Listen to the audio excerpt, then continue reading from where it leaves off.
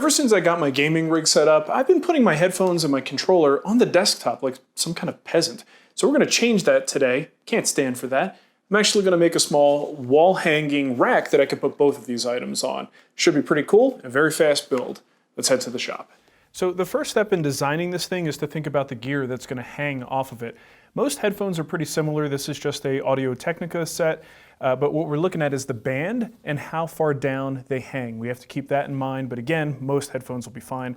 If it's corded, you of course want to consider how you're going to store the cord.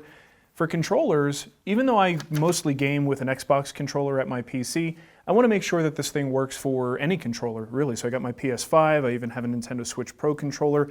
Now the good thing is they're all pretty similar on the underside, and this is what we're looking at, is the space under here, which is going to be supported by the rack. So I took a piece of paper, I kind of cut a little L shape with an angle in it, and I used that to kind of just test and see how much of this can we support. Will this shape work? Will it work for all of these? And it does seem that most of them will work just fine with something like this. So this was just kind of a starting point, getting this angle right. I took this to a larger piece of paper and drew the rest of it out. And this is what I came up with. So I took the initial shape from that first piece of paper and kind of used that as a starting point, extended it back a little bit so that the controllers can kind of rest almost horizontal, but they have this lip preventing them from falling off. Under here is where we have the headphones. Now, I thought it was a lot more sensible to put the controller on the top and then the headphones below, because then the headphones can just kind of hang as far down as they need to hang. If you put the headphones on top and the controller underneath, then you have to make sure you have enough room for the cups of the headphones so they don't interfere with the controller. So I think this orientation is probably best. And really, once I had this shape down, and then I have a nice flat area for the top band of the headphones, everything else just comes down to like, well, what do I think looks cool? Right, so I just kind of drew a nice little curve to connect that. This guy goes down this way.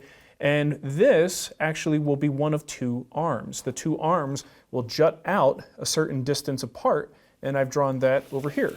If you were looking at it head on, the arms would be pushing out toward you, and the distance apart is really dictated by the space between the handles on the controller. I just want to be well within the area where it's kind of flat, and that should provide enough support for any of these controllers. And now back to this drawing, we can actually cut this out and make a template out of it. It's good enough. So to make the template, I've just got a piece of hardboard here. I'm just going to make this side flush with the straight end and glue it on like that using my extreme glue stick.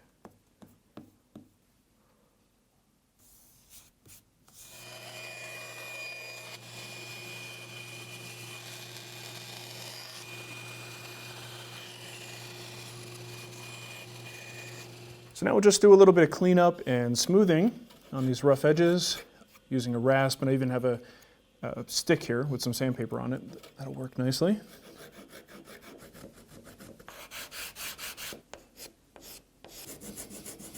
So you're probably wondering, why are we going through the trouble of making a template? Well, first of all, I need to have a bit of a proof of concept. I want to make sure that these things work the way that I expect them to. The other thing is I need to make 2 of these for each hanger that I make, so I want to make sure they're exactly the same. And this is the kind of project where chances are someone in the family is going to see this, or a friend will see it and say, hey, can you make me one of those?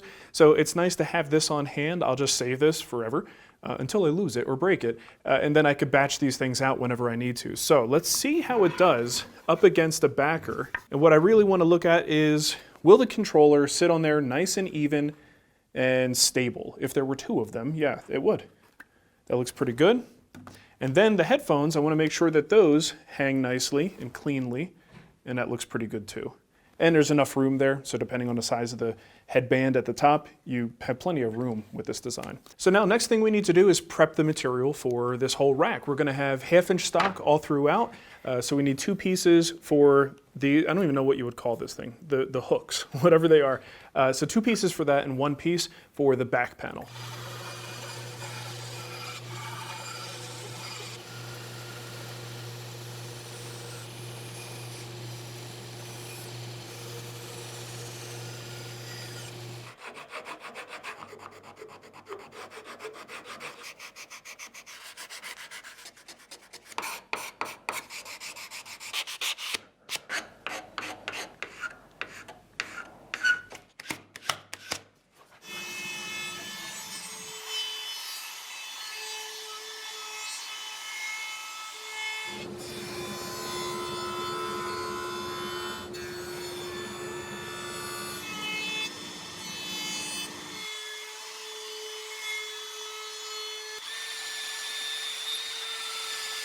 So the glue up here pretty much is a no-brainer.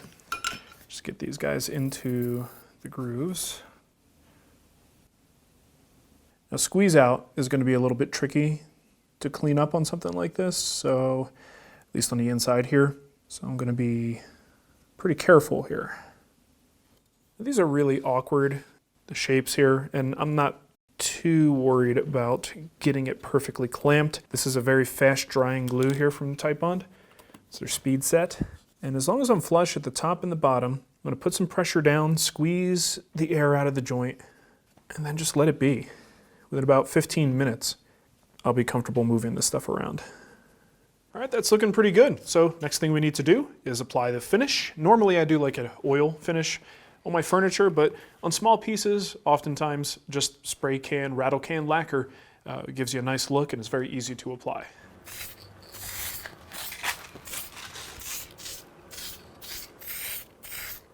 All right, so I think ideally I'm going to find a stud along here. I know the last one is here, so probably about 16 inches out. We should find another one.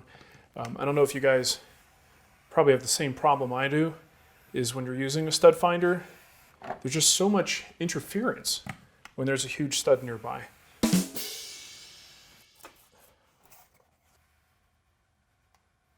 I think right about there is probably good.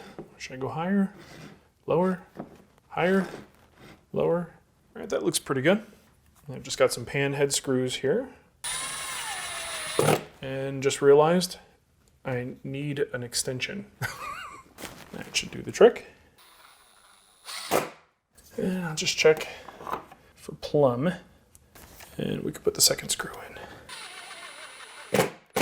So my initial thought was to put a peg in here for the cord, but I don't really think we need to, because if you shove the cord in there, in between these two verticals, it just kind of finds its home and sits in there. So I don't think a peg would have really helped us at all. Looks pretty decent. And then we can drop in the controller. So I got to tell you, this is one of the things that I absolutely love about woodworking. The fact that I can have a need for something, kind of have an idea of what I want to do, design it, and build it. And in this case, it was all done in a half day. And now I have a nice, tidy home for my headphones and my controller. It's just super cool. And I could have purchased something. There's stuff like this that you could buy on Amazon made of plastic and metal. I could have probably even 3D printed something if I wanted to. But this matches my desk. It's a lot classier, and no one has one like it, at least not yet. And I'm going to give you guys the patterns if you want to, sort of do this same design. It will work for just about any standard console controller these days. Now, if you don't have the tools that I have and you want to make this, that's okay. You don't need to make those grooves that we made. You could actually just screw in from the back and attach those verticals with some small screws. You don't have a bandsaw to make those cuts? Well, jigsaws are fairly inexpensive. You could use a jigsaw for that. Heck, you could use a coping saw and do it by hand if you really wanted to burn a few calories. All right, so thank you for watching, everyone. If you can, we're gonna ask once in a while for this to like and subscribe on the channel. It actually does help, because a lot of people don't click like or don't necessarily subscribe because they just don't think of it. So we appreciate that. That does help support us as we move forward. Hey, I just wanted to jump in here real quick to let you know that we are doing something we have never done before in the history of this show, and that is selling the item we just made. I'm not a manufacturer of products, right? Normally I just teach people how to build things, but so many people asked me as non-woodworkers if they could buy this thing, and I didn't really have any available, so we decided to fire up the CNC. That helps us speed up the production of these pieces, and everything else is finished by hand, so it still takes a lot of time, but we do have a very limited number of kits available. So once you receive this, you're gonna have the back piece, you're gonna wanna put some glue inside those grooves, drop these pieces in, and because I can't really control the fit of this once it ships around the country, things may swell or loosen up a little bit.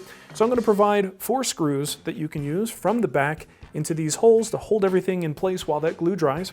And then of course, 2 additional screws to help you attach it to the wall.